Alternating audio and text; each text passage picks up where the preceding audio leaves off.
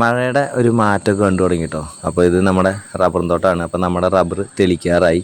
നമ്മൾ പ്ലാസ്റ്റിക് ഇട്ടിട്ടില്ല കേട്ടോ. അതുകൊണ്ട് മഴ മാറണ അവസരം നോക്കിയിട്ടാണ് നമ്മൾ റബ്ബർ വെട്ടാറ്. അപ്പോൾ നമ്മുടെ തോട്ടപ്പയറും വള്ളിക്കെട്ടും പുല്ലൊക്കെ ആയിട്ട് ഇങ്ങനെ കിടക്കുകയായിരുന്നു. കാരണം പെട്ടെന്ന് നമ്മുടെ ആടുകൾക്ക് തീറ്റി ഉണ്ടാക്കാൻ പറ്റാത്തൊരവസ്ഥ വന്നാൽ ഓടി വന്ന് നമ്മുടെ റബ്ബർ തോട്ടത്തിൽ നിന്ന് നമ്മൾ പുല്ലരിഞ്ഞ് ആടുകൾക്ക് തീറ്റയും കാര്യങ്ങളെല്ലാം ഉണ്ടാക്കാറ് പതിവ്.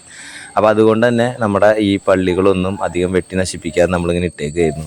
അപ്പോൾ ഇന്ന് നമ്മൾ പ്ലാറ്റ്ഫോറും അതിൻ്റെ വഴികളെല്ലാം പുല്ലോട്ട് മെഷീൻ ഉപയോഗിച്ച് നമ്മൾ വെട്ടാൻ പോകാം കേട്ടോ. അങ്ങനെ മെഷീനെല്ലാം സ്റ്റാർട്ടാക്കി നമ്മൾ അതിൻ്റെ പ്ലാറ്റ്ഫോറത്തിലെ പുല്ല് കാര്യങ്ങളെല്ലാം നമ്മൾ തെളിക്കുകയാണ്. അപ്പോൾ അത്യാവശ്യം എല്ലാം മൊത്തം നമ്മൾ വെട്ടിക്കളയാതെ നമ്മുടെ റബ്ബറിൻ്റെ പ്ലാറ്റ്ഫോറും മൊത്തത്തിലും പിന്നെ ഒരു റബ്ബറിൽ നിന്ന് മറ്റൊരു റബ്ബറിലേക്ക് പോകുന്ന വഴിയും നല്ല ക്ലിയറായിട്ട് നല്ല രീതിയിൽ വെട്ടുമായിരുന്നു കേട്ടോ. അപ്പോൾ ഇതുപോലെ വെട്ടി ക്ലിയർ ആക്കിയിട്ടുണ്ട്. അപ്പോൾ ഇനി റബ്ബർ വെട്ടാൻ യാതൊരു ബുദ്ധിമുട്ടില്ല. നമ്മുടെ ആടുകൾക്ക് തീറ്റയും ഉണ്ടാകും കേട്ടോ.